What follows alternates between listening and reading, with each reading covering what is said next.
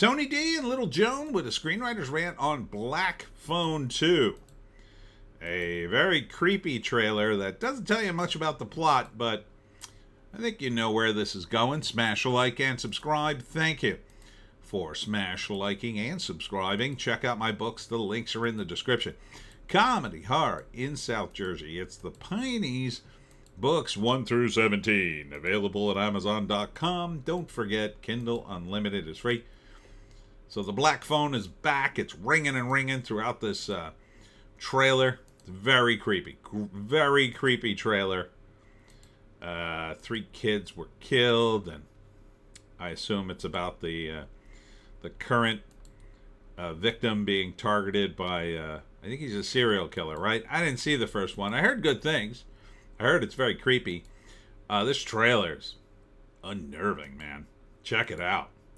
It's hard to describe. It doesn't really focus on the plot. It's just all atmosphere. They got the phone ringing and shots of the victims and the cold place. Again, religion. Always with the religion. I don't know why, I'm not a religious guy, but I feel like I have to defend religion all the time on this channel just because nobody seems to think of any other creepy thing other than, oh yeah, let's set it at a church. Let's put a cross here. That's creepy. It's not creepy to people who are religious and find things about, and it's always Christianity. It's always Christianity. Yeah, this isn't going to be like moved to a mosque or a temple. It's always Christianity. It's creepy. So, again, ease up. Ease off.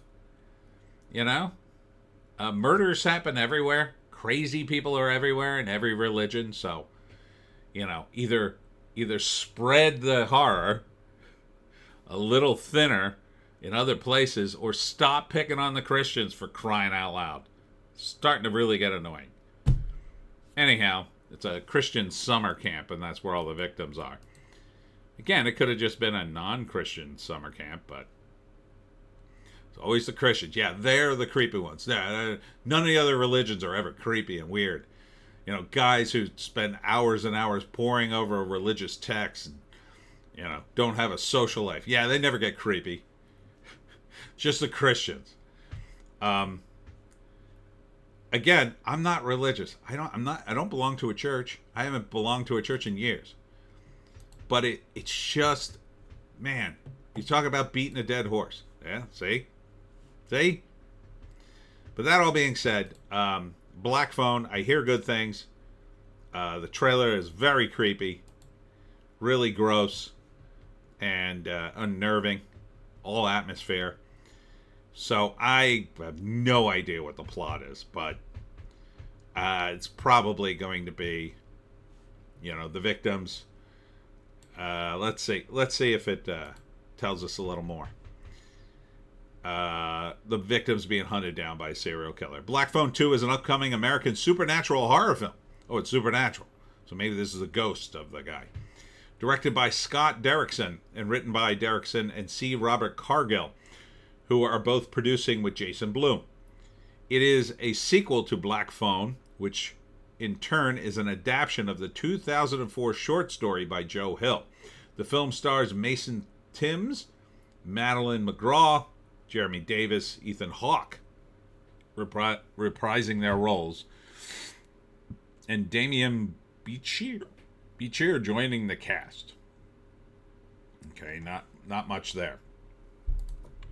Let's go to the IMDb. So if it's supernatural, so I don't know. Was the killer? Did he die at the end of the first one? So maybe it's his ghost returning to murder people. Okay, no write-up over here. So it looks.